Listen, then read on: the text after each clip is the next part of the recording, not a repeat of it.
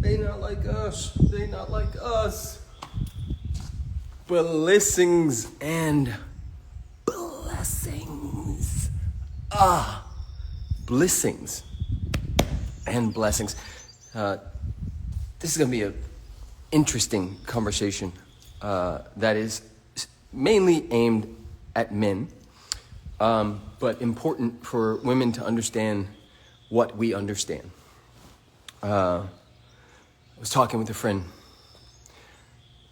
yesterday and a different one today about a discovery that I made for myself for the sake of my wife and our children. And first and foremost, I just want to say thank you for trusting me with your time, your love, your attention and intention.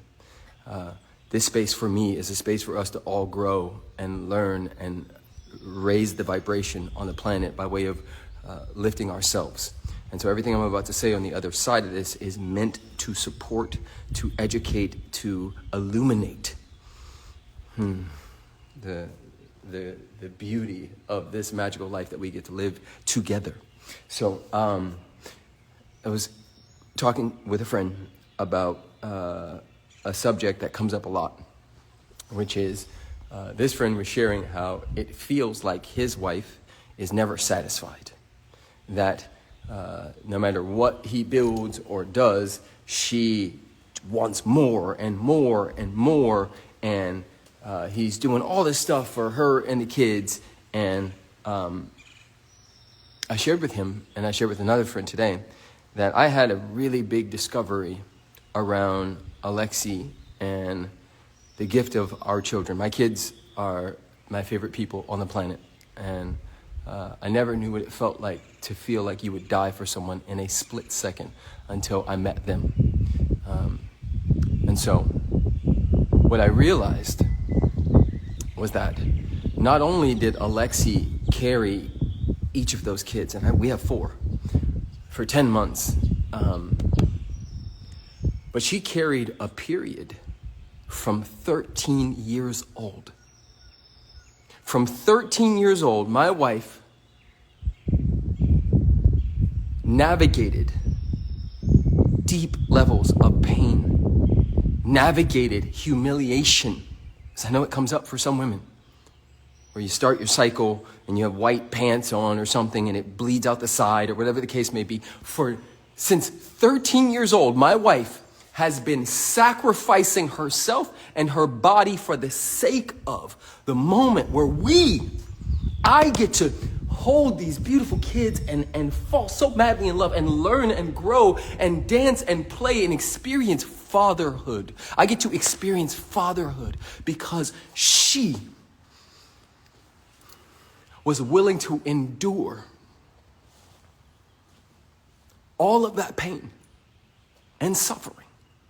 So it wasn't just the 10 months. It wasn't just what happened each time we got pregnant. It was what happened in between and what happened way before that helped me realize that it is my divine duty, it is my gift and sacred duty to serve and support her. She held something that I don't know if I would want to hold.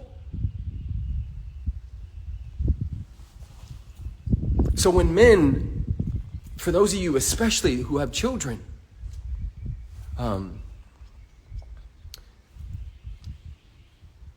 when you're with your feminine partners, understand whether the children are going to come from her or not, what she's been holding since 11, 12, 13 years old is beyond what we can fully understand.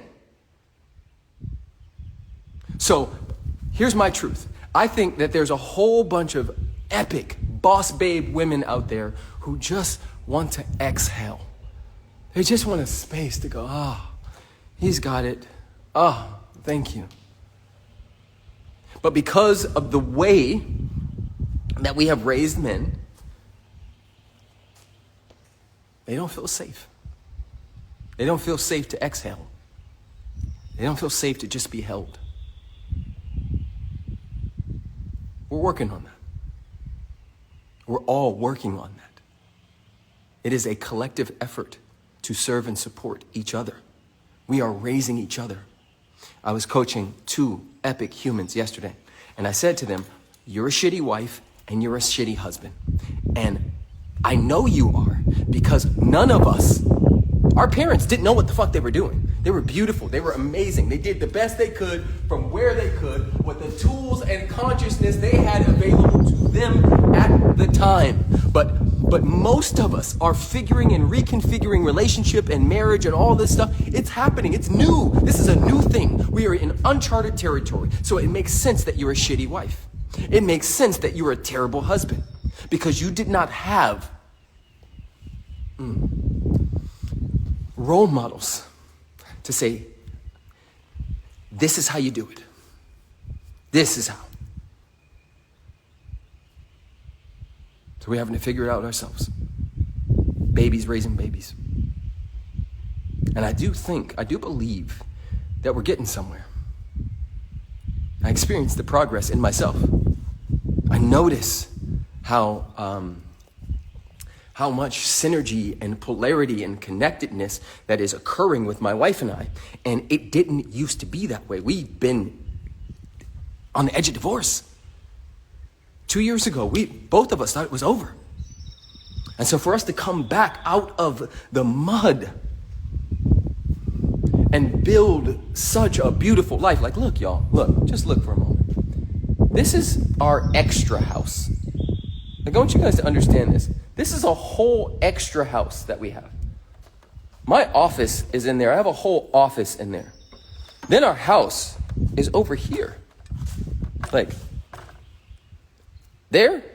And then there's another house over there. You see that roof? There. We got 3 fucking houses. Right? And I'm not saying that to brag or impress you, but I'm saying it to impress upon you what can happen. We thought it was over. We thought we were being buried, but the truth is we were being planted in fertile soil. And we had to germinate together. We had to sit in the dark night of the soul together and reconfigure and work out what is true. What do we want to do? How do we want to experience this marriage thing? So again, me sitting with and noticing and going, oh my God, she's been holding and positioning herself, keeping herself healthy as she could, so that I could have the biggest gifts I've ever been given in my children.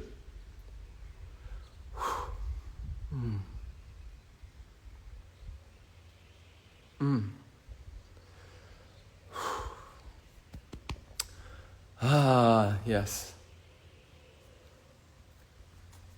If this resonated, share it. I see you. Love you guys.